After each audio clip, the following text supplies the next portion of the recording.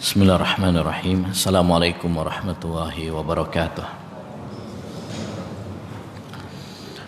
Alhamdulillahirabbil alamin.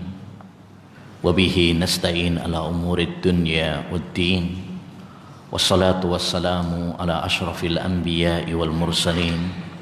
Nabiyyina Muhammad wa ala alihi wa sahbihi ajma'in. Wa man ihtada bihudah wattaba' tharahu ila yaumiddin, amma ba'd. Kaum muslimin wal muslimat, ayyuhal ikhwah wal akhwat yang semoga senantiasa dirahmati dan diberkahi oleh Allah Subhanahu wa taala. Pada pertemuan sebelumnya telah kita bahas tentang faktor-faktor dan sebab-sebab yang menguatkan iman,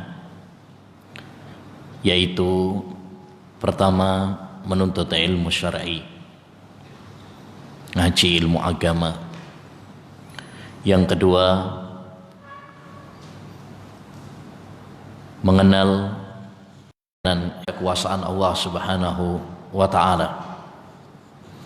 Serta yang terakhir adalah mentaati perintah Allah Subhanahu wa taala, memperbanyak amal saleh.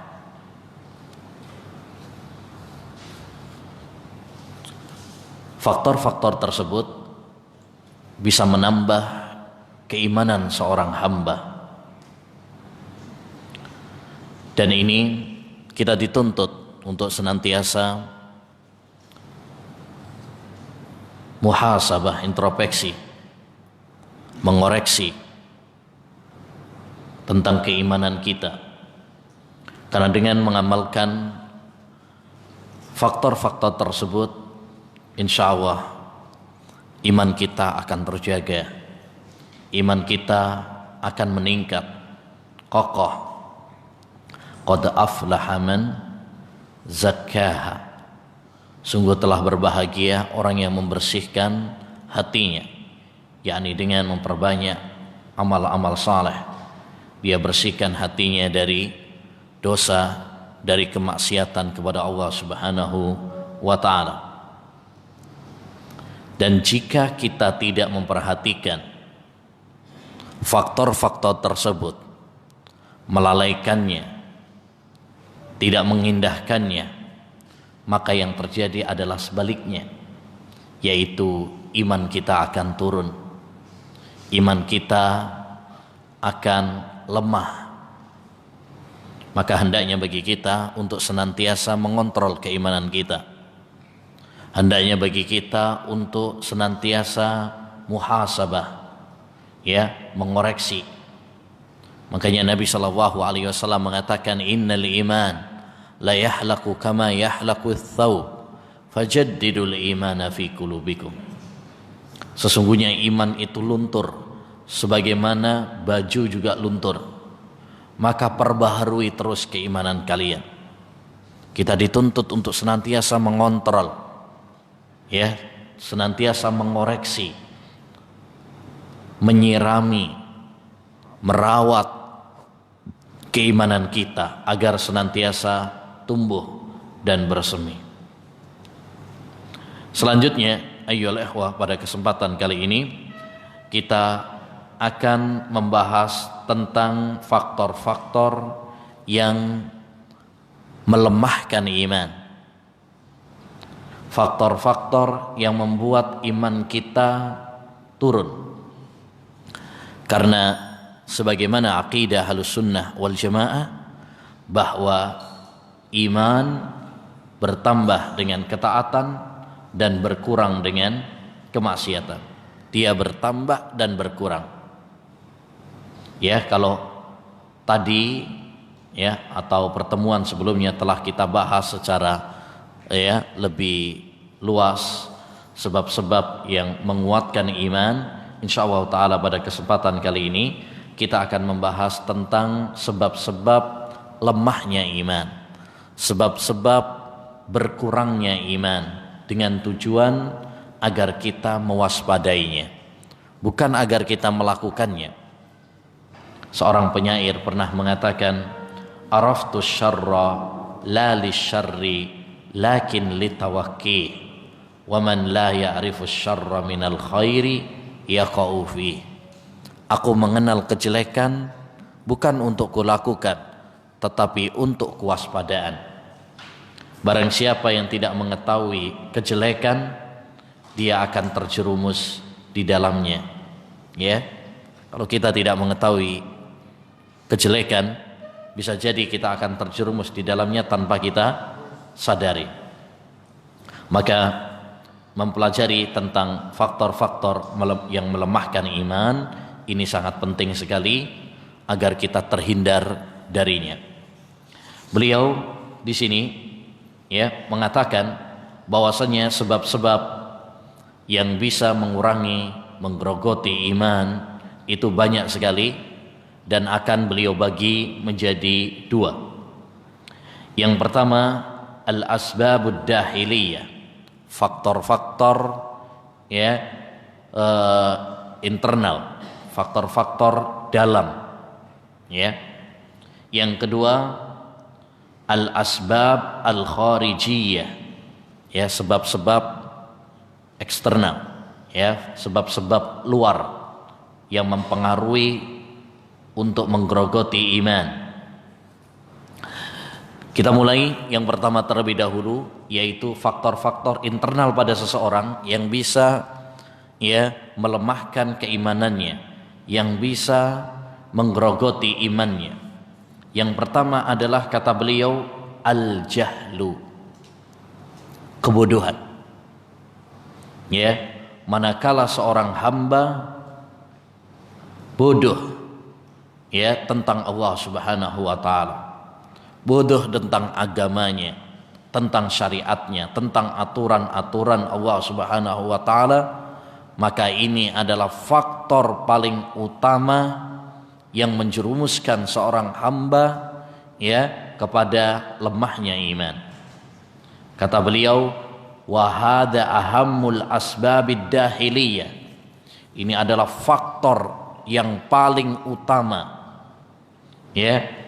Fakama annal ilma yazidu fil imani wa yuqawwih, fakadzalikal jahlu wa qillatul ilm yansha'u anha dha'ful iman. Kalau sebelumnya telah kita jelaskan, kata beliau, bahwasanya ilmu adalah sebab sumber utama bertambahnya iman, maka sebaliknya kejahilan, kebodohan adalah sebab utama lemahnya iman. Oleh karenanya dalam banyak ayat, dalam banyak hadis, kita dianjurkan dan diperintahkan oleh Allah Subhanahu wa taala untuk belajar ilmu agama, agar kita tidak bodoh tentang agama kita, agar kita tidak bodoh tentang Allah Subhanahu wa taala, tentang syariatnya. Bahkan Nabi SAW mengatakan, talabul ilmi faridatun ala kulli muslim. Ngaji ilmu agama itu adalah kewajiban bagi setiap muslim, setiap kita. Sehebat apapun kita, setinggi apapun jabatan kita, sebanyak apapun harta kita, wajib bagi semua kita untuk belajar ilmu agama. Tidak boleh kita bodoh tentang ilmu agama. Bahkan ayat yang pertama kali turun dari Allah Subhanahu wa taala kepada nabinya adalah perintah untuk belajar. Iqra bismi rabbikal ladzi khalaq. Bacalah dengan nama Rabbmu. Ini perintah untuk belajar, perintah untuk membaca, dan membaca adalah salah satu sarana untuk mendapatkan ilmu. Oleh karenanya, ma'asyiral muslimin rahimani wa rahimakumullah, kita tidak boleh untuk bodoh tentang ilmu agama. Jangan sampai kita ngerti tentang dunia seluk beluknya, tapi tentang ilmu agama kita tidak mengetahuinya. Ya'lamuna zahiran minal hayatid dunya wa hum 'anil akhirati hum ghafilun. Mereka begitu ngerti tentang dunia, tapi tentang akhirat mereka lalai. Ini Allah Subhanahu wa taala mencela, mengecam orang-orang kafir yang begitu tahu tentang ilmu-ilmu dunia ya secara detail, tapi mereka nggak ngerti tentang akhirat. Maka jangan sampai kita sama seperti orang-orang kafir. Kalau orang kafir ngertinya tentang dunia, nggak ngerti tentang ilmu agama, nggak ngerti tentang akhirat, wajar. Karena mereka memang nggak percaya dengan akhirat, ya, nggak percaya tentang agama. Tapi seorang Muslim bodoh tentang Allah Subhanahu wa taala, tentang syariatnya, ya, bodoh tentang agama, ini adalah suatu aib yang sangat besar. Bahkan inilah sumber utama jatuhnya dia di dalam kesyirikan, kebid'ahan, kemaksiatan. Sebab utamanya adalah kebodohan. Ya.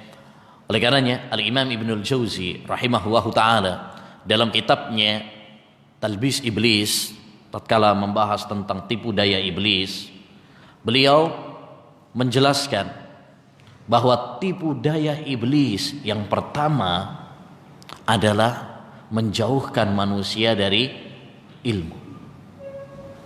Itu tipu daya iblis yang nomor satu.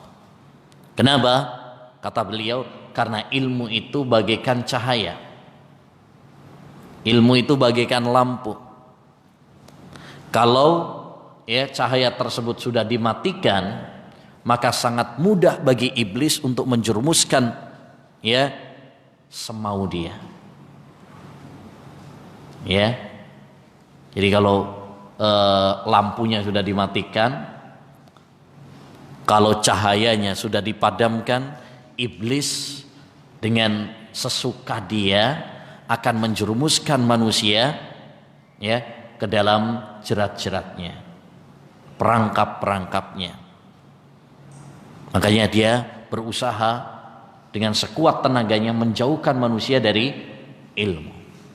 Maka ikhwani wa akhwati fillah rahimani wa rahimakumullah, ini faktor yang pertama, yaitu kebodohan.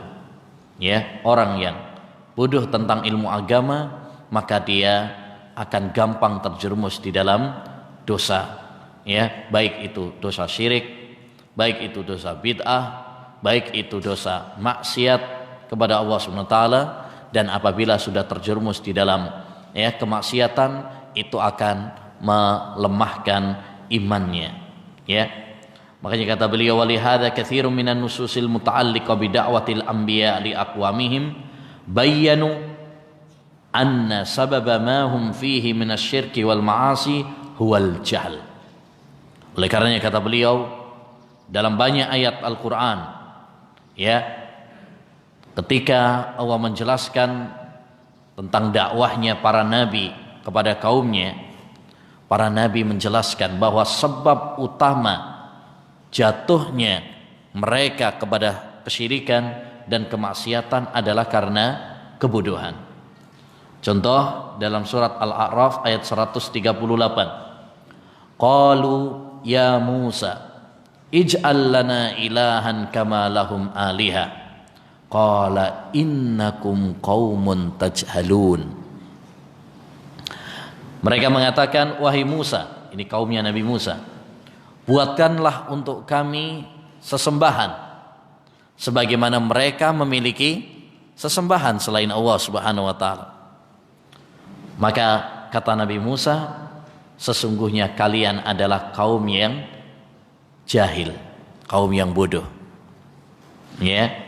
Demikian juga dalam surat An-Naml ayat 54-55. Ya, ketika Allah SWT menjelaskan tentang Nabi Lut, walutan id qala liqaumihi ata'tunal fahishata wa antum tubsirun. Ingatlah tentang Nabi Lut tatkala dia mengatakan kepada kaumnya, apakah kalian melakukan perbuatan yang keji, yaitu ya LGBT ya atau homoseks. Apakah kalian melakukan perbuatan keji tersebut, fahisyah? Ya, Allah menyebut fahisyah berarti itu adalah termasuk dosa besar. A innakum lata'tunar rijala syahwatan min dunin nisa bal antum qaumun tajhalun. Ya, kenapa kalian mendatangi ya laki-laki dengan laki-laki bukan dengan perempuan? Sungguh kalian adalah orang yang bodoh. Ini menunjukkan bahwasanya kebodohan adalah sebab terjatuhnya ya manusia kepada dosa. Kalau tadi Nabi Musa, kaumnya Nabi Musa tentang kesyirikan, kalau kaumnya Nabi Lut tentang kemaksiatan, ya tentang kemaksiatan. Taib. Intinya, ma'asyiral muslimin, kebodohan adalah sumber ya lemahnya iman, sumber terjatuhnya seorang hamba kepada kubang kemaksiatan, ya sumber ya penghalang antara seorang hamba dengan Allah Subhanahu wa taala. Ya, oleh karenanya hendaknya bagi kita untuk terus bersemangat ngaji ilmu agama agar lentera iman, cahaya iman ya tidak padam, ya tidak mati dalam hati kita. Selanjutnya yang kedua, faktor yang kedua yang melemahkan iman adalah al-ghaflah. Al-ghaflah. Apa itu al-ghaflah? Al-ghaflah artinya lalai. Fa idza ghafala al-insanu amma khuliqa lahu dha'fa imanu. Manakala seorang hamba lalai tujuan hidupnya, maka imannya akan lemah. Ya, kalau kita lalai dari Allah Subhanahu wa taala, lalai dari ibadah kepada Allah Subhanahu wa taala, lalai dari akhirat, lalai dari mengingat kematian, maka ya ini akan melemahkan iman kita. Oleh karenanya Allah Subhanahu wa taala mencela ya kelalaian dalam banyak Al-Qur'an. Allah Subhanahu wa taala berfirman dalam surat Yunus ayat 92, wa inna katsiran minan nasi an ayatina laghafilun. Sesungguhnya kebanyakan manusia dari tanda-tanda kami, ya, dari tanda-tanda kami laghafilun. Mereka itu apa? Lalai. Tanda-tanda kami ya ini tanda-tanda kekuasaan Allah SWT. Dan tanda-tanda kekuasaan Allah itu ada dua, ayatun syar'iyyah dan ayatun kauniyah. Tanda-tanda syar'iyyah seperti Al-Quran, tanda-tanda syar'iyyah seperti diutusnya Nabi Muhammad SAW. Itu adalah tanda-tanda kebesaran Allah SWT yang menunjukkan ya keesaan Allah Subhanahu wa taala. Adapun tanda-tanda kauniyah seperti ya keagungan makhluknya, langit, bumi, ya, lautan, gunung, tumbuhan, ini semuanya adalah tanda-tanda yang menunjukkan kebesaran Allah Subhanahu wa taala. Ya, wa fi kulli syai'in lahu ayah tadullu ala annahu wahidu. Dalam segala sesuatu terdapat tanda yang menunjukkan kebesaran Allah Subhanahu wa taala. Hanya saja kita ini lalai. Betapa sering kita melihat matahari, betapa sering kita diberi kesempatan oleh Allah SWT melihat bulan, ya, bumi, gunung, lautan, ya, perputaran siang dan malam, hewan, tumbuhan, ya, tanda-tanda kekuasaan Allah banyak. Tapi yang menjadi masalah kita ini sering lalai, ya, sering lalai. Kita anggap semua itu hanya sekedar rutinitas saja, ya, tidak menambah keimanan kita, tidak memperkokoh keimanan kita. Ini yang menjadi masalah. Betapa banyak orang pergi tamasya, rekreasi, tapi tidak menambah imannya, bahkan ya berkurang imannya. Kenapa? Karena dia hanya sekedar bersenang-senang. Andaikan dia keluar untuk memperkuat imannya, memperkokoh imannya, ya, justru dengan perjalanan itu dia akan menambah iman. Ya. Tapi kelalaianlah yang menjadikan kita kemudian lemah iman. Padahal tanda-tanda kebesaran Allah SWT sangat mudah kita dapatkan.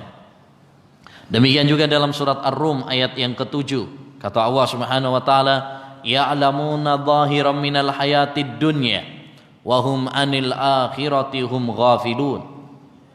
Mereka mengetahui tentang kehidupan dunia secara detail, tapi mereka lalai dari akhirat. Allah mensifati orang-orang kafir, mencela orang-orang kafir. Ngerti banget tentang dunia. Sampai ada yang konon katanya bisa ke bulan. Ya, ilmu-ilmu tentang teknologi modern, ya, Masya Allah, penemuan-penemuan luar biasa. Tapi tentang akhirat mereka itu lalai. Ini celaan Allah Subhanahu wa taala kepada orang-orang kafir. Dan sangat disayangkan banyak kaum muslimin yang niru. Begitu ngerti tentang dunia, detail, ya, tapi masalah agama, masalah akhirat kita ini hanya sisa-sisa. Hanya sisa-sisa. Makanya lihat dunia pendidikan kita rata-rata adalah dunia, ya, mulai dari TK, SD, SMP, SMA, S1, S2, S3, rata-rata yang dikejar adalah dunia. Agamanya, coba pelajaran agama, ya, seminggu sekali, sering goib pisan gurunya. Nah, terus bagaimana kita akan ingat kepada akhirat? Bagaimana akan tertanam agama yang kuat pada diri seorang hamba kalau hanya sisa-sisa seperti itu? Maka seorang muslim, ya, jangan sampai terkena penyakit ini. Ini penyakit yang sangat berbahaya, yaitu penyakit ghaflah, lalai. Lalai dari Allah, lalai dari akhirat, ya, lalai dari kematian. Kita ini juga sering lalai dari kematian. Ya. Salah satu hikmah dari pandemi saat ini adalah mengingatkan kita kepada kematian. Bukankah sering kita dengar berita-berita kematian? Tiap hari ada yang mati. Ya, entah itu ustadz, entah itu dokter, entah itu tetangga, sahabat, kerabat, ya. Namun semua itu sekedar rutinitas saja. Mati, ya, tidak menggugah iman kita, tidak melunakkan hati kita, ya. Bahkan sering kita dapati banyak orang, ya, pergi ke kuburan, ngantar ke kuburan, tapi ketawa, ya, cekakaan. Ini menunjukkan kerasnya hati manusia. Dulu para ulama ussalaf, para sahabat, apabila mengantarkan jenazah, mereka nangis, sedih, karena mengingat kematian. Mereka sadar sekarang mereka mensolati jenazah, suatu saat merekalah yang akan disolati. Mereka yang mengantar, suatu saat mereka yang bakalan diantar. Mereka menguburkan, suatu saat mereka yang bakalan dikubur. Begitu seorang hamba harus mengingat. Aksiru dzikra hadimil ladzat. Perbanyaklah oleh kalian, ya, mengingat penghancur kelezatan, yaitu kematian. Ya, semoga Allah Subhanahu wa taala menghidupkan hati kita, ya, melunakkan, melembutkan hati kita, ya, karena hati kita ini seringkali keras, ya, bahkan lebih keras daripada batu, ya, sering lalai. Allah SWT sering berikan teguran kepada kita, tapi kitanya yang lalai. Bahkan Allah SWT sering berikan kepada kita ya musibah-musibah, ya, entah itu gempa bumi, banjir, tanah longsor, tapi ya manusia masih tetap dalam kelalaian. Makanya Allah SWT berikan kepada kita apa? Ya, pandemi ini ya yang internasional, hampir seluruh dunia kena, agar kita semuanya sadar akan kesalahan-kesalahan kita, agar kita ya kembali kepada Allah Subhanahu wa taala. Ya, terbangun dari tidur kita, sadar dari kelalaian kita. Dhaharal fasadu fil barri wal bahri bima kasabat aydin nas liyudhiqahum ba'dalladzi amilu la'allahum yarji'un. Telah nampak kerusakan di daratan dan di lautan karena dosa-dosa manusia. Allah timpakan ya bencana karena sebab sebagian dosa. Ini enggak semua dosa loh ini, baru sebagian saja. La'allahum yarji'un. Apa hikmahnya? Apa tujuannya?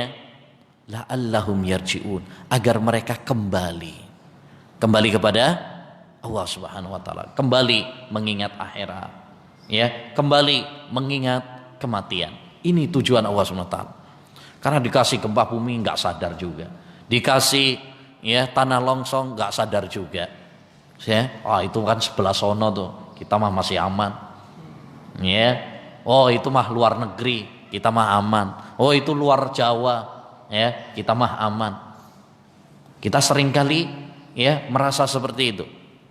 Makanya Allah Subhanahu wa taala turunkan ya musibah ini bahkan lama, ya, cukup lama, sepirang bulan nih, 7 bulanan, ya, supaya kita sadar, supaya kita kembali kepada Allah Subhanahu wa taala, merenungi dosa-dosa kita. Ya. Tapi kalau Allah Subhanahu wa taala berikan kepada kita pandemi ini, ya, Allah Subhanahu wa taala berikan musibah ini yang mendunia, bahkan cukup lama waktunya, kok belum menyadarkan juga, berarti betul-betul kebangetan kerasnya hati kita. Ya, Nu'man ibn Bashir pernah mengatakan, innal bala'a kullal bala' an ya'mala ar-rajulu as-sayyi'ata zamanal bala'. Musibah di atas musibah adalah kalau seorang tetap ya terus berkubang dari dalam kemaksiatan, ya, di saat Allah Subhanahu wa taala menurunkan bala kepadanya. yakni Allah sudah negur dia, Allah SWT sudah mengingatkan dia, tapi itu belum menyadarkan dia juga. Ini menunjukkan ya musibah di atas musibah. Selanjutnya yang ketiga adalah kata beliau al-i'radu. Al-i'radu, al-i'rad artinya berpaling, ya, berpaling, yakni berpaling dari peringatan Allah Subhanahu wa taala. Ya, kita seorang dengar ayat-ayat Al-Qur'an dibacakan kepadanya, dia membaca nasihat-nasihat, ya, tetapi semua itu tidak digubris sama dia. Ini adalah faktor lemahnya iman. Allah Subhanahu wa taala berfirman dalam surat As-Sajdah ayat 22. Wa man adlamu mimman dzukkira bi ayati rabbih summa a'rada anha inna minal mujrimina muntaqimun. Adakah yang lebih zalim dari orang yang sudah diingatkan dengan ayat-ayat Allah Subhanahu wa taala tetapi dia berpaling darinya? Jadi kata Allah Subhanahu wa taala, enggak ada manusia yang lebih zalim dari orang yang sudah diingatkan oleh Allah Subhanahu wa taala dengan ayat-ayatnya, Udah nyampe nih kepada dia nih. Ya, sudah dibacakan kepadanya ayat-ayat Al-Qur'an. Ya, dia sudah mendengar pengajian-pengajian. Ya, dia sudah mendengarkan khutbah Jumat, nasihat sudah. Summa a'rada anha. Kemudian dia berpaling. Gak digubris. Ya. Karena berarti itu menunjukkan apa? Kesombongan dia. Kata Nabi SAW, al-kibaru batarul haq wa ghamtun nas. Sombong itu adalah menolak kebenaran dan merendahkan manusia. Ya, kalau sudah sampai kepada dia nasihat, kalau sudah sampai kepadanya ayat-ayat Al-Quran, hadis-hadis Nabi SAW, kemudian dia berpaling, meninggalkan ayat-ayat Al-Quran, meninggalkan hadis-hadis Nabi SAW, ya, maka ini adalah ya kesombongan, bahkan kesombongan yang sangat besar. Fal i'radu amma amara Allahu bihi min sifatil mujrimin. Ya, berpaling dari perintah Allah Subhanahu wa taala itu adalah sifat orang-orang yang pendosa. Makanya tadi Allah mengatakan inna minal mujrimina muntaqimun. Sesungguhnya kami, kata Allah, sangat marah kepada orang-orang yang mujrimun, orang-orang yang pendosa. Ya, berarti orang yang berpaling dari Allah Subhanahu wa taala, dari ayat-ayatnya, berarti adalah orang-orang yang berdosa. Alladzi yantaqimullahu minhum fala yanbaghi li 'abdin indama yasma'u kalam Allah aw yasma'u hadis Rasulillah sallallahu alaihi wasallam an yu'rida anhu. Maka tidak boleh bagi seorang hamba ketika dia mendengar firman Allah Subhanahu wa taala atau mendengar hadis Rasulullah sallallahu alaihi wasallam kemudian dia berpaling darinya. Yakni acuh, enggak gubris ayat Al-Qur'an, enggak gubris hadis Nabi sallallahu alaihi wasallam. Ya, balil wajibu an yuqbila ala ta'atih wa imtisalih wattiba'ih. Bahkan yang wajib bagi seorang hamba ketika dia mendengar Al-Qur'an, mendengar hadis Nabi sallallahu alaihi wasallam adalah menerimanya, mentaatinya dan mengikutinya. Ini kewajiban seorang hamba. Wa ma kana lil mu'minin wala mu'minatin idza qadallahu wa rasuluhu amran ay yakuna lahumul khiyaratu min amrihim. Tidak pantas bagi seorang mukmin, laki-laki maupun perempuan, ketika Allah dan Rasulnya sudah membuat keputusan, dia punya pilihan yang lain. Kewajiban bagi seorang hamba adalah mendengar dan taat. Ya, wa ma atakumur rasulu fakhudhuh wa ma nahakum anhu fantahu. Apa yang dibawa oleh Rasulullah ambillah, apa yang dilarang oleh Rasulullah tinggalkan. Ya, katakan sami'na wa ata'na, kami mendengar dan kami taat. Itu sikap seorang mukmin, tunduk, patuh, manut, nurut ya sama syariat Allah Subhanahu wa taala.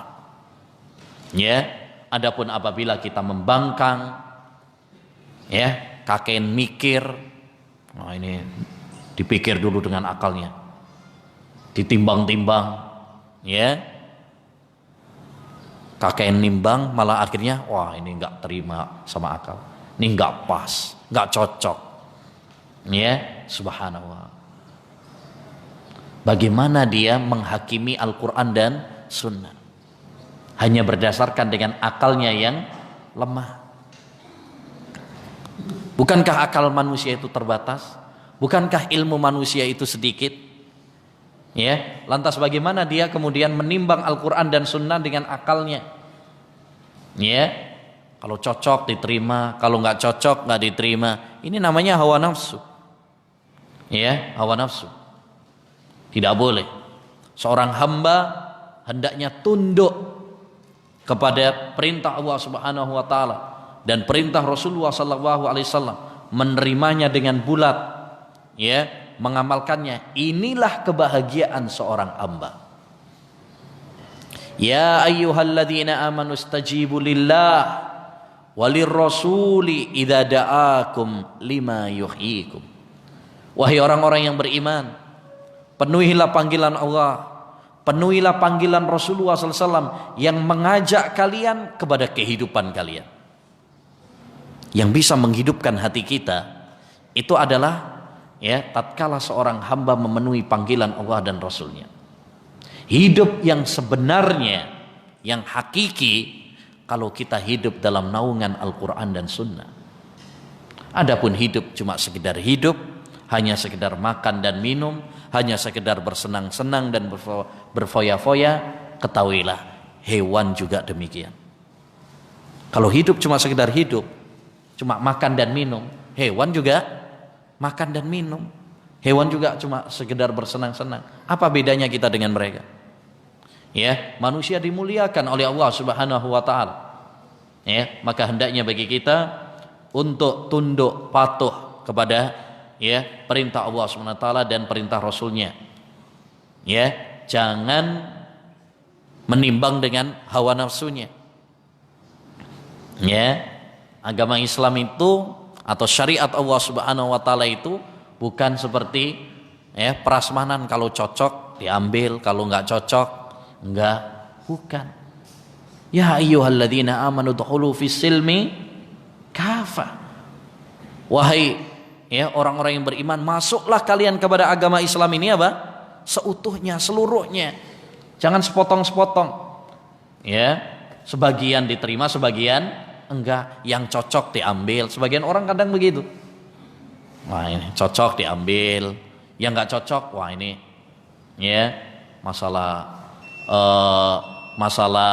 sholat nerima, masalah puasa nerima, masalah haji nerima, masalah politik, masalah taat kepada pemerintah, kok gak cocok mosok kita suruh sabar terus,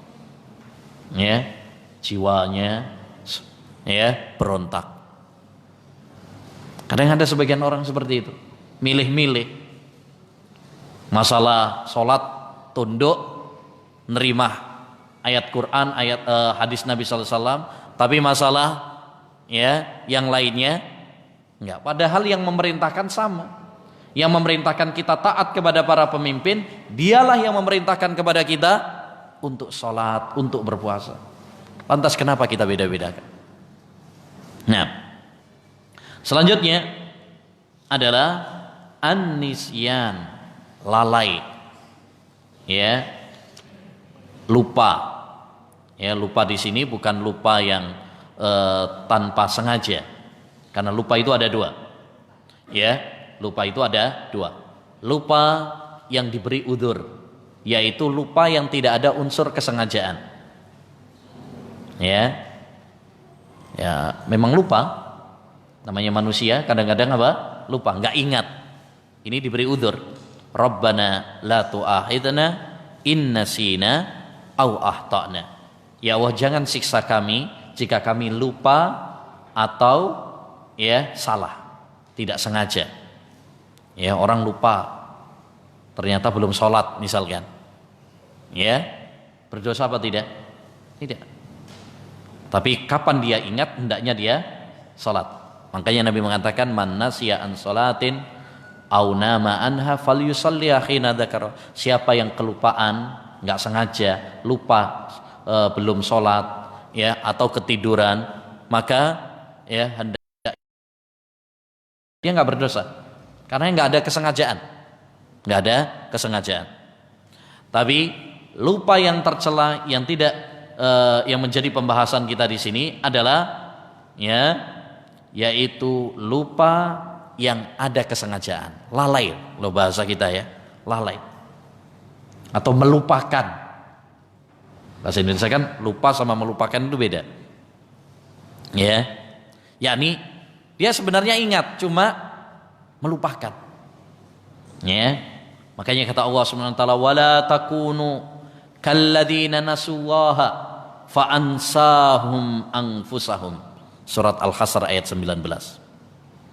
Janganlah kalian seperti orang-orang yang melupakan Allah Subhanahu wa taala. Bukan lupa nggak sengaja sama Allah Subhanahu wa taala. Siapa? Kita semuanya tahu tentang Allah Subhanahu wa taala. Tapi kita seringkali melupakan Allah Subhanahu wa taala. Kita yakin Allah itu ada, tapi kita acuh terhadap Allah Subhanahu wa taala. Kita nggak mendekat kepadanya. Kita nggak sering menyebut namanya. Padahal kita mengaku cinta sama Allah Subhanahu wa taala. Orang yang mengaku cinta, dia akan sering menyebut namanya. Dia akan sering mendekat dengannya. Man ahabba aksara min dzikrih. Kata pepatah Arab. Orang yang cinta itu berarti sering menyebut namanya. Bahkan mungkin tidur pun ngigaunya akan menyebut namanya. Itu kalau cinta. Tapi orang yang lupa ngakunya cinta tapi nggak pernah disebut.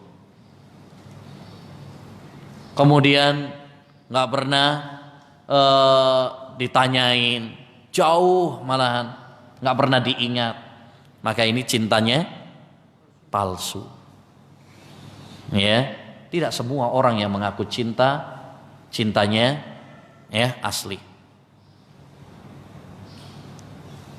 Allah Subhanahu wa taala menyebutkan orang-orang Yahudi itu ngaku juga cinta kepada Allah Subhanahu wa taala. Mereka mengatakan nahnu abna'ullahi wa ahibba'u. Orang-orang Yahudi itu mengatakan kami ini adalah anak-anak Allah dan kekasih Allah. Ngakunya. Tapi Allah SWT melaknat mereka. Berarti cinta mereka tidak diterima sama Allah SWT. Demikian juga Allah SWT menantang. Makanya Allah mengatakan Qul in kuntum tuhibbuna Allaha fattabi'uni. Katakanlah jika kalian mengaku cinta kepada Allah Subhanahu wa taala, ikutilah aku, yaitu Nabi Muhammad SAW. Buktikan cinta kalian. Ojo ngomong tok. Karena cinta bukan cuma sekedar di lisan saja, ngaku-ngaku saja, enggak. Kullun yadda'i waslan bi Laila wa Laila la tukirru lahum bidzaka. Setiap orang ngaku, banyak orang ngaku dia cinta, punya hubungan sama Laila. Tapi Laila enggak mengakuinya. Percuma. Ini cinta bertepuk sebelah tangan. Ngaku-ngaku tok tapi cintanya ditolak.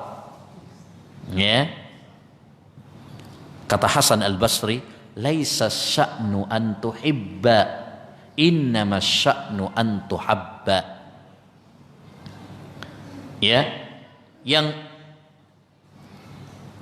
Yang menjadi patokan itu bukan kamu mengaku cinta, tapi yang paling penting adalah cintamu diterima. Itu yang paling inti. Taib. Selanjutnya di antara yang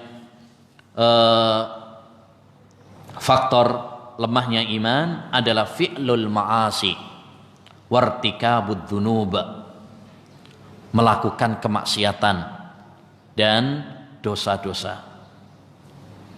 Ini faktor yang utama juga.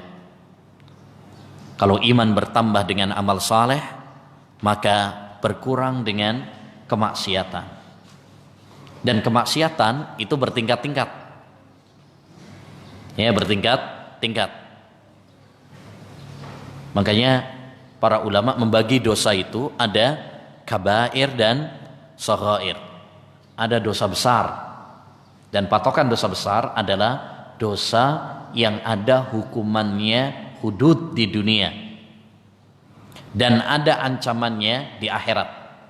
Itu dosa besar. Contoh misalkan dosa membunuh, itu ada ancaman hadnya, ada hukumannya di dunia, yaitu di qisas. Mencuri dipotong tangannya.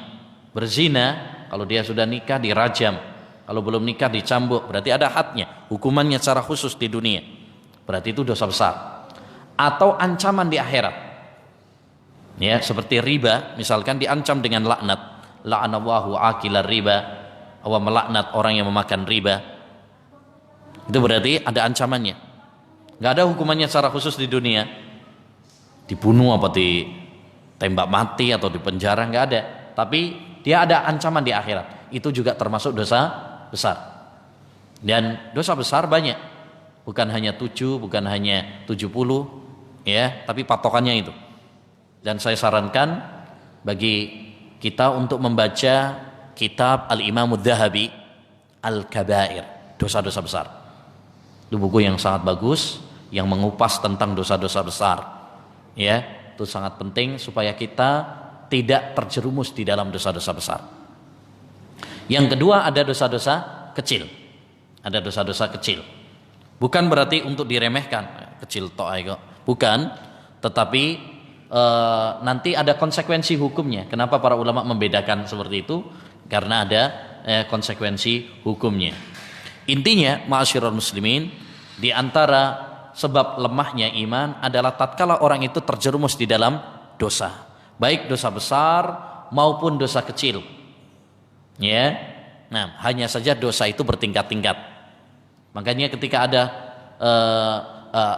makanya Nabi SAW pernah mengatakan, ala uhbirukum bi akbaril kabair. Maukah aku tunjukkan kepada kalian, aku beritahu kepada kalian dosa yang paling besar. Berarti dosa besar itu banyak, dosa itu bertingkat-tingkat, tapi Nabi mengabarkan yang paling, ya, asyirku billah, syirik kepada Allah Subhanahu wa taala. Ya, syirik kepada Allah Subhanahu wa taala. Bahkan dosa besar pun bertingkat-tingkat. Ya, para ulama mengatakan dosa besar yang paling besar syirik, kemudian membunuh, kemudian berzina. Jadi dia walaupun dosa besar itu banyak, tapi dia juga bertingkat-tingkat. Bahkan satu dosa kadang bertingkat-tingkat juga. Misalkan zina, itu bertingkat-tingkat. Sesuai dengan waktu, sesuai dengan tempat, sesuai dengan pelaku. Ya, orang misalkan orang zina di bulan Ramadan itu lebih besar dosanya daripada kalau di luar bulan Ramadan. Karena ada kemuliaan waktu. Ya, orang zina di masjid atau maling di masjid, zina di masjid, misalkan, atau maling di masjid lah, ini banyak nih, ya, kota infak masjid di maling, misalnya. Itu lebih besar dosanya daripada kalau ya maling toko misalnya, ya, karena tempat, kemuliaan tempat. Demikian juga kemuliaan orang, ya, orang yang sudah ngerti, ya, lebih besar dosanya daripada kalau dia tidak ngerti. Sama-sama berdosa, tapi kalau dia lebih ngerti, kedudukannya lebih besar, misalkan, ya, dia ustadz, dia orang yang memiliki kehormatan, ya, terus melakukan dosa, itu lebih besar dosanya, ya, lebih besar dosanya. Ya, repot juga jadi ustadz, ya. Dosanya kalau dia melakukan kebaikan, ya, dicontoh. Kalau melakukan keburukan nanti dicontoh, dosanya lebih besar juga. Ya. Nah, selanjutnya, ya, makanya dalam hadis juga beliau menyebutkan di sini, ada hadis, innal abda idza ahta'a khati'atan nukitat fi qalbihi nuqtatun sauda fa idza huwa naza'a wastaghfar wa taba saqula qalbuh. Sesungguhnya seorang hamba itu apabila melakukan dosa, maka di hatinya nanti dikasih titik hitam. Kalau dia istighfar, mohon ampun kepada Allah, kembali jernih lagi. Kalau kembali melakukan dosa lagi, maka ditambahi lagi titik hitamnya sampai gelap, sampai hitam kelam, ya, hatinya. Naudzubillah min dzalik. Bayangkan, Nabi SAW pernah mengabarkan Hajar Aswad itu turun dari surga. Hajar Aswad, Pak, batu yang di Ka'bah itu. Kata Nabi, nazalal hajarul aswad minal jannah. Ya, batu Hajar Aswad itu turun dari surga. Dan warna aslinya pertama kali turun itu adalah putih. Ya, dalam sebagian riwayat disebutkan seperti susu, sebagian yang lain mengatakan seperti es. Sawwadathu khotoya bani Adam, menjadi hitam gara-gara dosa anak Adam. Masya Allah, batu bisa berubah warnanya karena pengaruh dosa. Lantas bagaimana dengan hati kita? Ya, apakah hati kita lebih keras daripada batu? Nah, selanjutnya an-nafsul ammaratu bisu, jiwa yang mengajak kepada hawa nafsu, kepada dosa. yakni hawa nafsu. Hawa nafsu yang seringkali mengajak kepada perbuatan dosa dan maksiat. Sebagaimana Allah berfirman dalam surat Yusuf ayat 53, "Innan nafsala ammaratum bisu." Sesungguhnya jiwa manusia itu la ammarah. Itu sighah mubalaghah. Sering sekali mengajak kepada perbuatan maksiat. Ya, seakan-akan ada bisikan terus ya. Kalau untuk maksiat itu, ayo gampang, mari ngono tobat. Ya, Allah SWT Maha apa? Ya, pemurah, pengampun. Ya, gampang kok puasa Arafah beres. Ya. Kadang setan seperti itu. Kalau mau melakukan ketaatan, dibikin males. Ya, saya suwe komate kok. Ya, dia enak no turu dhisik. Ya. Nanti kalau sudah komat, kok tiba ya akhirnya kebablasan. Jadi hawa nafsu itu penyakitnya adalah gandoli kita dari kebaikan dan mendorong kita menuju kemaksiatan. Makanya dalam khutbatul hajah yang selalu dibaca oleh Nabi SAW, Nabi mengajarkan wa na'udzubillahi min syururi anfusina. Kita berlindung kepada Allah SWT dari kejelekan hawa nafsu kita ini. Karena hawa nafsu ini tadi, kejelekan hawa nafsu itu ada dua. Mengajak kepada perbuatan maksiat dan tadi gandoli kita dari kebaikan, bikin malas kita, menghambat kita dari kebaikan. Kalau amal-amal kebajikan dibikin malas, ya, mau sedekah, zaman gini cari uang susah loh, ya, sampai nanti kalau infak mau sedekah, ya, sampean sendiri lagi apa? Butuh, nah, nggak jadi sedekah. Itu kalau untuk mengamalkan kebaikan digandoli terus, Pak. Ya, mau sedekah aja istikharahnya berapa kali? Nah. Ya. Tapi kalau untuk maksiat, nah, sekali mikir-mikir, ya, beres. Ada dorongan. Ini namanya an-nafsul ammaratu bisu. Makanya kita harus berlindung kepada Allah Subhanahu wa taala. Taib. Adapun sebab-sebab yang eksternal, yang luar, ini yang pertama adalah setan. Godaan setan. Karena setan ini adalah musuh bebuyutan bagi manusia. Dia tidak akan rela, dia tidak akan tinggal diam untuk menjerumuskan kita kepada maksiat. Sebagaimana dia telah menggoda bapak kita Adam alaihi salam. Allah berfirman dalam surat Fatir ayat 6. Inna syaitana lakum aduwun fattahiduhu aduwa.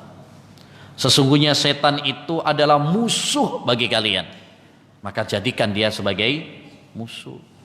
Jangan dijadiin teman akrab lagi. Ya, jadikan dia musuh. Dan sebagai faedah bahwa dalam Al-Quran Allah menyebut musuh itu ada 3. Satu setan, yang kedua orang kafir. Ya ayyuhalladzina amanu la tattakhidhu aduwwi wa aduwwakum awliya. Jangan kalian menjadikan musuhku dan musuh kalian sebagai kekasih. Itu orang-orang kafir. Yang ketiga adalah orang-orang munafik. Ya, orang-orang yang berbaju Islam tetapi pada hakikatnya adalah memusuhi Islam, benci kepada Islam. Ya, orang-orang zindik, orang-orang munafik. Kata Allah dalam surat Al-Munafikun, humul aduwu fahdharhum. Mereka itu adalah musuh yang sesungguhnya, musuh dalam selimut ini. Ya, berbaju Islam tapi pada hakikatnya memerangi Islam. Ini musuh yang paling bahaya. Karena kalau setan, semua kita benci sama setan. Kalau orang kafir jelas, ya. Tapi, nah ini, ya, orang-orang munafik ini yang kelihatannya mereka ngakunya Islam tapi nyerang Islam terus. Ya, banyak ini orang-orang liberal pada zaman kita sekarang. Ya, orang-orang Syiah. Ya, nah, itu orang-orang munafik pada zaman kita sekarang. Taib. Jadi setan itu adalah apa? Musuh bagi kalian. Jadikan musuh, jangan jadikan teman. Ya, makanya segala sesuatu yang dikaitkan kepada setan, yang dinisbatkan kepada setan, itu celaan. Ya, celaan yang harus kita jauhi. Nah, sekarang malah akeh orang itu cari sensasi. Jenenge malah apa? Setan. Rawon-rawon setan. Ya. Ada nah Gresik sana ada juga tahu iblis. Ya. Ada mie jahanam. Ya. Kadang orang cari apa? Sensasi gitu ya. Tapi ini nggak boleh. Ya nggak boleh. Mestinya diganti itu. Ya mestinya diganti. Kayak di Gresik juga dulu seperti itu. Tapi kayaknya nggak tahu. Ada yang memberitahu kayaknya. Akhirnya warungnya diganti. Majelis mie. Insya Allah. Ya tinggal dikit aja majelis ilmu gitu ya. Ini majelis mie. Tapi intinya segala sesuatu yang disandarkan kepada setan itu celaan. Makanya kita nggak boleh niru setan. Kata Allah Subhanahu wa taala dalam surat An-Nur ayat 21, "Ya ayyuhalladzina amanu la tattabi'u khutuwatis syaitan." Jangan ikuti langkah-langkah setan. Kita nggak boleh nuruti setan. Niru setan nggak boleh. Ya, makanya Nabi SAW mengatakan, "Jangan kalian makan pakai tangan kiri, minum pakai tangan kiri." Kenapa? Karena seperti itulah cara makan dan minumnya setan. Setan itu makan dan minum pakai tangan kiri. Ya, jangan ditiru. Ya, ini diantara makna la tattabi'u khutuwatis syaitan. Jangan kalian mengikuti apa? Langkah setan. Termasuk juga Nabi SAW melarang kita pakai sandal cuma satu. Ya, pakai sandal atau sepatu satu, yang kanan tok, yang kiri nggak dipakai misalkan, itu nggak boleh Pak. La yanta'il akhwadukum bina'lin wahidah. Janganlah seorang itu pakai sandal cuman satu. Kalau dipakai pakai dua-duanya, kalau dilepas lepas dua-duanya. Jangan cuma pakai satu tok. Kenapa? Dalam riwayat At-Tahawi ada disebutkan fa innas syaitana yantaqilu biwahidah. Karena setan itu pakai sandalnya cuma satu, miring tadi. Ya. Nah, jadi itu Nabi menjelaskan alasannya. Kenapa nggak boleh? Dalam riwayat yang lain, karena cara sandalnya setan seperti itu. Dia makainya cuma satu. Ya, kita nggak boleh niru. Nggak boleh niru. Wallahu a'lam. Selanjutnya yang kedua, di antara faktor yang melemahkan iman adalah fitnah dunia. Ya, fitnah dunia. Wah, ini berbahaya sekali nih. Ini faktor yang sangat berbahaya yang bisa melemahkan iman kita. Semakin orang itu tamak kepada dunia, akan semakin lemah imannya. Ya, ini fitnah dunia, ini fitnah yang sangat luar biasa. Lebih-lebih 3 macam fitnah dunia. Dunia secara umum itu fitnah. I'lamu annamal hayatud dunya la'ibu wa la'wu wa zina. Ya, ketahuilah sesungguhnya kehidupan dunia itu cuma permainan dan senda gurau aja. Lebih-lebih 3 macam fitnah dunia. 1, fitnah harta.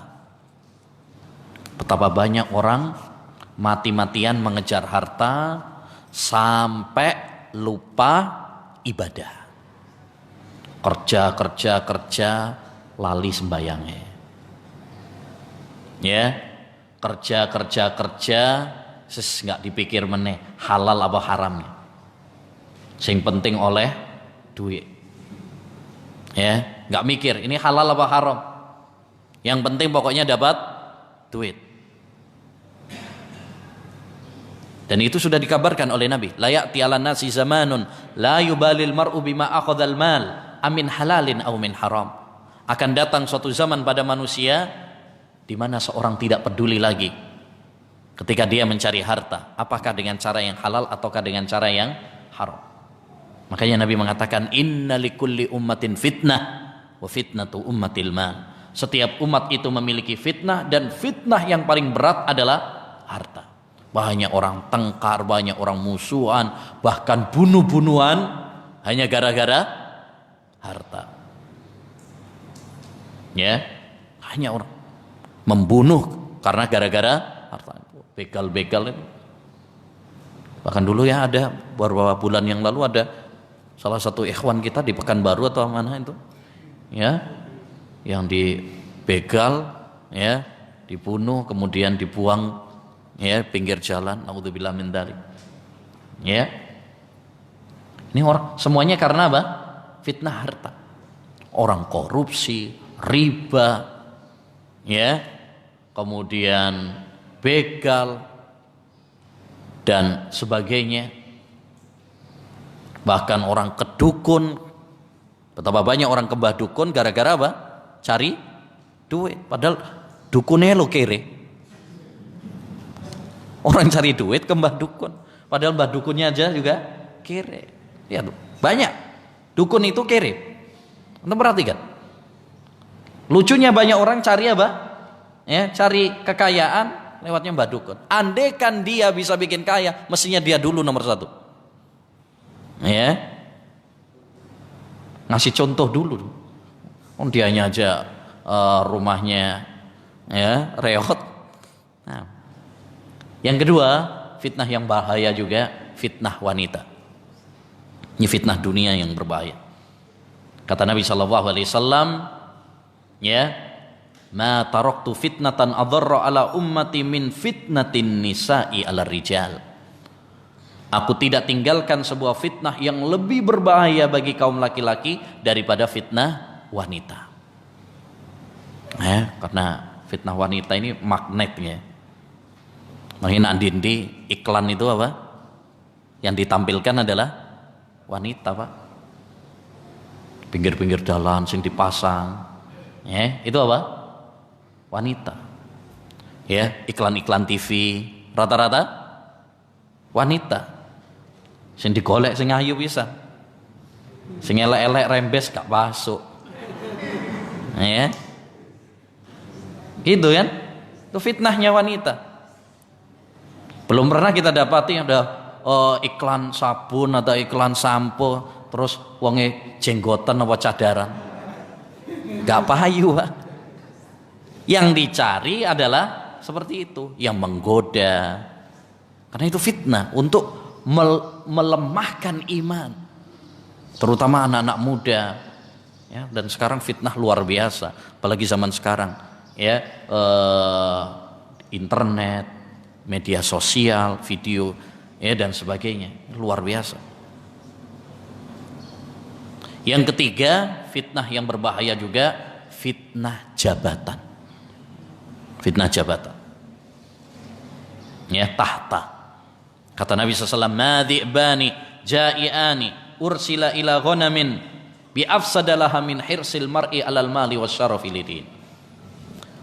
Tidaklah dua serigala yang dilepas kepada domba, tidaklah dua serigala yang kelaparan dilepas kepada domba lebih berbahaya bagi agama seseorang daripada, ya, rakusnya manusia kepada jabatan dan kepada harta. Artinya orang kalau sudah rakus kepada jabatan, ya, rakus kepada harta, lebih berbahaya daripada dua serigala yang kelaparan. Dua serigala bahaya, Pak. apalagi kelaparan lagi. Satu aja berbahaya, itu dua lagi, lapar lagi. Tapi rakusnya manusia kepada jabatan dan tahta lebih berbahaya. Karena orang kalau sudah rakus kepada jabatan, segala cara akan dia tempuh. Dukun lah, ya, ritual-ritual, kuburan, ya, korupsi, sogok, ya.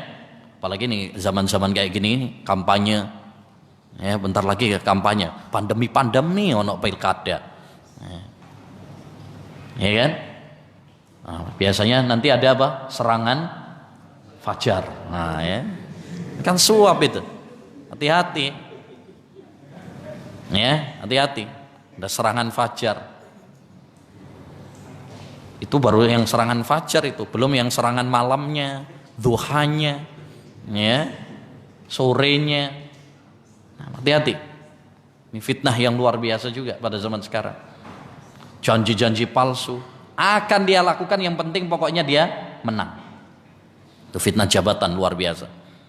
Ya, maka kita tidak boleh ada ambisi kepada jabatan dan tahta. Karena orang kalau sudah ambisi kepada jabatan dan tahta, ya, ini sangat berbahaya. Ya, sangat berbahaya. Taib. Terus bagaimana kalau agar kita tidak tertipu dengan dunia? Hendaknya kita ingat dua hal. Satu, ingat bahwa dunia ini, ya, hina. Tidak lebih dari sayap nyamuk, tidak lebih dari bangkai kambing yang, ya, cacat. Yang kedua, bahwa akhirat jauh lebih baik daripada dunia. Walal akhiratu khairu wa abqa. Akhirat itu lebih baik dan lebih kekal. Dunia ini nggak ada apa-apanya, Pak, dibandingkan dengan akhirat. Kata Nabi, seperti seorang yang mencelupkan tangannya ke laut, terus dia tarik lagi. Ya, pikirkan, yang nempel di jari kita cuman berapa? Coba sekali-kali pergi ke laut, praktekin. Sidoarjo no laut gak? Ada. Nah, pisan-pisan, Mbak. Praktekkan. Celupin tangannya, terus tarik. Yang nempel di jari kita dari air laut itu paling cuma berapa sih? Setetes, dua tetes. Itulah gambaran dunia. Adapun hamparan lautan yang begitu luas, itu adalah gambaran akhirat. Maka orang yang bodoh adalah orang yang tertipu dengan setetes dua tetes tadi, melalaikan hamparan lautan yang begitu luas. Dan orang yang cerdas adalah orang yang mengutamakan, ya, hamparan luas, ya, laut, dan tidak tertipu dengan hanya setetes dua tetes. Yang terakhir, ya, yaitu termasuk faktor lemahnya iman, kurona usu, teman-teman yang rusak, teman-teman yang rusak, teman-teman pergaulan yang rusak. Ini pengaruhnya luar biasa. Nabi SAW mengatakan, al-mar'u ala dini khalilih falyandur ahadukum man yukhalil. Seorang itu berdasarkan agama temannya. Maksudnya dia terpengaruh sama temannya. Orang baik berteman dengan orang yang rusak, jadinya apa? Rusak. Pengaruh teman luar biasa. Ya, kalau berteman dengan orang yang suka ke dukun misalkan, hati-hati. Iso-iso diajari, ya, bikin jimat. Ya, mereka, ya, kita cobalah, ya, ke Mbah Fulan, namanya juga usaha. Nah, kadang-kadang orang yang lemah imannya, iya juga ya. Nah, hati-hati. Kalau berteman dengan orang-orang yang kecanduan narkoba, ya, bisa-bisa nanti malah apa? Ditawarin jadi agennya. Kalau berteman dengan orang-orang yang punya pemikiran khawarij, teroris, diajari ngerakit bom itu, Pak. Ya, maka teman memiliki pengaruh yang luar biasa.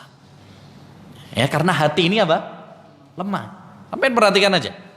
Kalau punya temannya suka bahas tentang usaha, pengen bikin usaha. Ya, Kalau punya teman yang selalu kalau ketemu sama dia yang dibahas adalah ilmu, wah itu semangat ngaji ilmu itu. Ya, wah ada kajian ini semangat tuh. Kalau teman bahasnya ya apa? Politik, wah Masya Allah jadi pengamat politik terus. Kalau teman bahasnya poligami terus, wah, semangat ya. Kono enteh bahas itu. Jadi manusia seperti itu, lemah. Ya, bahasnya seperti itu. Tergantung teman-temannya bahasnya apa. Ya kan? Maka cari teman-teman yang baik. Termasuk yang saya ingatkan, teman-teman dalam dunia sosial. Karena kita sekarang mau nggak mau, ya dunia media sosial juga sesuatu yang kebutuhan ya. Ya, ada grup-grup banyak sekali sekarang. Maka cari, dan itu pun sesuai kebutuhan saja. Jangan banyak-banyak grup. Ya, kadang ada sebagian, saya tahu ada sebagian jamaah punya grup sampai lebih dari 50. Ya Allah, aku punya grup 5 aja udah pusing. Ya, ini punya grup 50. Ya, jangan banyak-banyak grup. Yang penting-penting saja, yang memang harus. Ya, memang itu penting sekali. Untuk misalkan sebagai ketua ini grup ini misalkan karena memang ada tuntutan. Ya. Adapun yang tidak terlalu penting maka nggak usah terlalu banyak supaya tidak menyibukkan kita. Ya. Itu yang pertama. Yang kedua, selektiflah. Karena grup ini macam-macam. Kalau grupnya bagus, antum akan mendapatkan faedah. Ya, grup ilmu, masalah tentang ilmu, postingan-postingan, video bagus, menambah iman kita, menambah ilmu kita, nasihat. Tapi kalau grupnya nggak bagus ya, tergantung isinya. Wa kullu ina'in bima fihi yantahu. Ya, setiap bejana itu akan memuntahkan isinya. Tergantung isinya siapa grup tersebut. Kalau Masya Allah ikhwan-ikhwan kajian nanti lah grup-grupnya yang bagus ya isinya apa? Ya, informasi kajian. Oh ada kajian ya di Sidoarjo ini, ya besok ini. Tapi kalau ya grupnya nggak bagus, wih ono tawuran rek. Nah, ayo melok. Nah, ya ada demo misalkan. Ya kita lanjutkan lagi demo yang kemarin. Undang-undang Cipta Kerja belum kelar nih. Nah misalkan. Ya tergantung. Makanya kita harus selektif. Tidak semua orang layak untuk kita jadikan sebagai teman. Ya, jadi cari teman-teman yang bisa menambah iman kita, bukan malah menggerogoti iman kita. Kullu jalisin la tastafidu minhu khairan, ya, fatrukhu. Setiap teman yang tidak membawa kebaikan bagimu, tidak menambah imanmu, tinggalkan. Ya, itu kata seorang ulama Malik bin Dinar. Wallahu a'lam bissawab. Dengan demikian selesai sudah buku Tajdidu Al-Iman, ya, mencarger keimanan, ya, memperbarui keimanan. Semoga Allah Subhanahu wa taala menambah iman kita dan semoga Allah Subhanahu wa taala menjauhkan kita dari faktor-faktor yang merusak keimanan kita.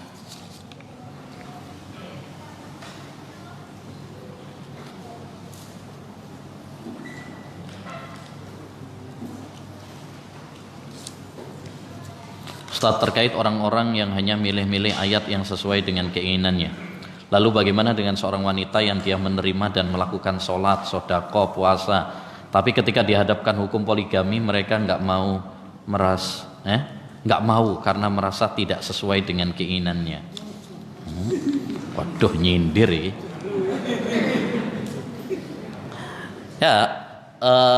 Wanita tidak mau poligami itu tidak semuanya karena benci kepada poligami. Ya. Ini jangan disalahpahami.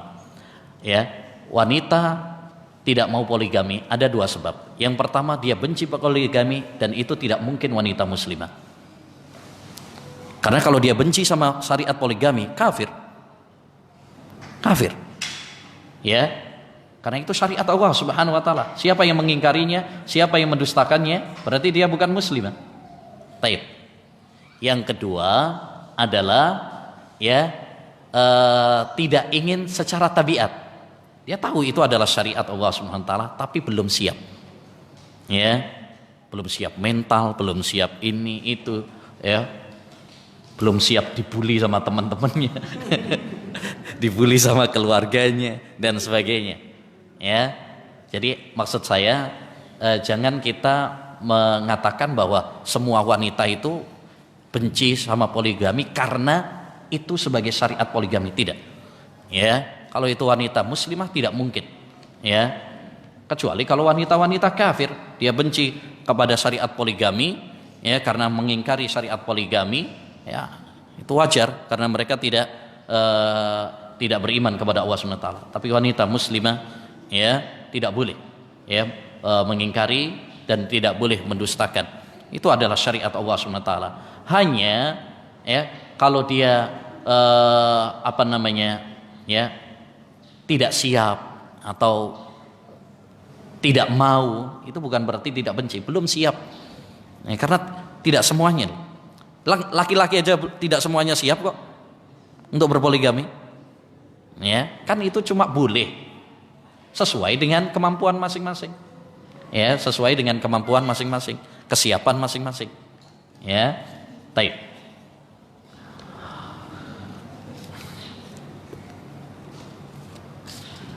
Subhanakallahumma bihamdika asyhadu an la ilaha illa anta astaghfiruka wa atubu ilaik. Assalamualaikum warahmatullahi wabarakatuh.